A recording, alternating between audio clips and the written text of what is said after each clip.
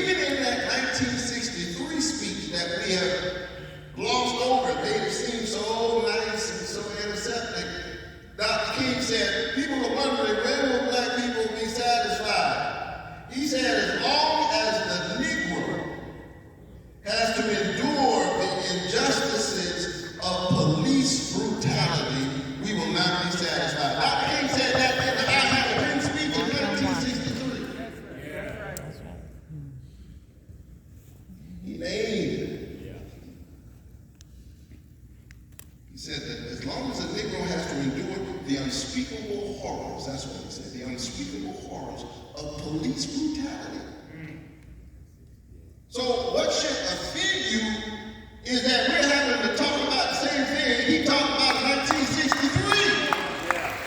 How are you more offended by the movement than what the movement is responding to for whatever challenges the movement might have? All the movements have challenges. I'm not talking about it.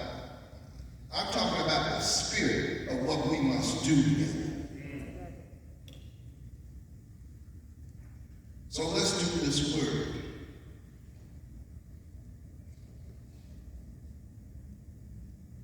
Around that time, after Dr. King went to Memphis 2 months later, he was gone.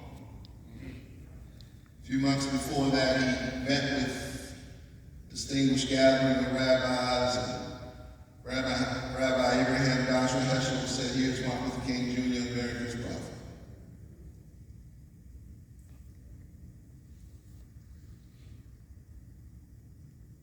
He called him a way, a voice, a vision, a way. He said, I urge every American Jew to hear his voice, to hearken his vision, and follow his way. Indeed, the whole future of our country depends on whether or not people listen to Dr. King.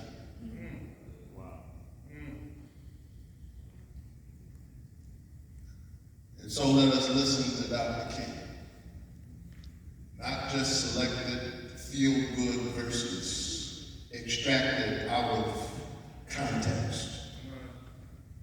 The real Dr. King, who would be shocked because during his ministry and his lifetime, we didn't have all these people locked in prison. This happened after his death. We only had a few 100,000 people in prison. As late as 1979, 1980, but over the last several decades, over most of my lifetime, we have seen this mushrooming of the American carceral state. The question that we must ask ourselves is the same question he asked in 1967, where do we go from here, chaos or community? That's it. Now, I submit that while we have a lot of problems, the reason why my soul has been set ablaze and my vision has been so focused on this issue is because I happen to think that mass incarceration is Jim Crow's most obvious descendant in America today. We got a lot of problems. And I understand the peril of making an assertion like that, but I think that mass incarceration is Jim Crow's most obvious descendant. No paternity test needed. And if we can transform that, it would have amazing implications for our whole society and far-reaching transvaluative meaning in the Western moral imagination where blackness is construed as criminality and dangerousness, and criminality and blackness are seen as one and the same. In other words, if you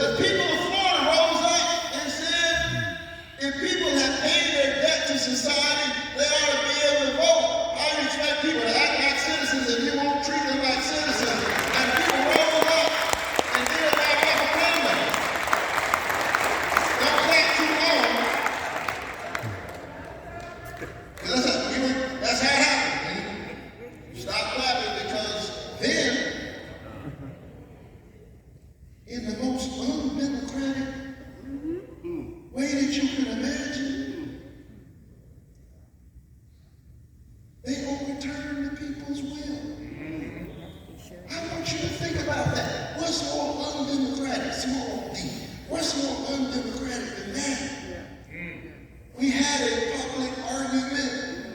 We put something on a public referendum, which is something y'all do often when you want to oppress somebody, and the people actually use the referendum to liberate their fellow citizens and say we ought to give you a door to re-entry.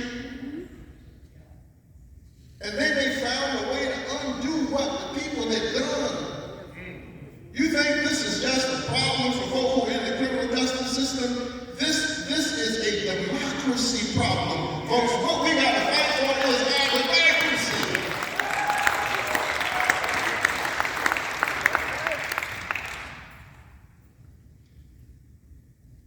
So labeling people and never providing them a path to get back, it is a re-inscribing of voting rights discrimination, job discrimination, housing discrimination, civil rights discrimination, all of the things that Dr. King fought for, and more than that, and even more. It is a crisis for democracy itself.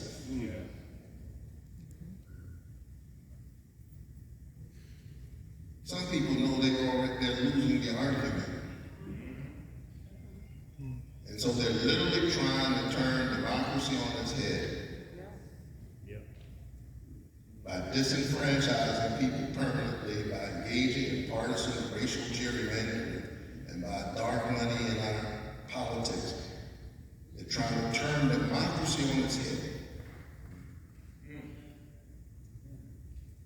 So more than we understand more clearly now than we could have in June of 2018, that EMI is not just about a fight for the incarcerated, it's a fight for our democracy.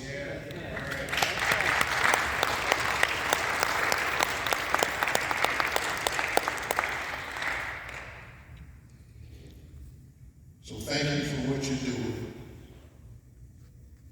People of faith must lead the way. We have the moral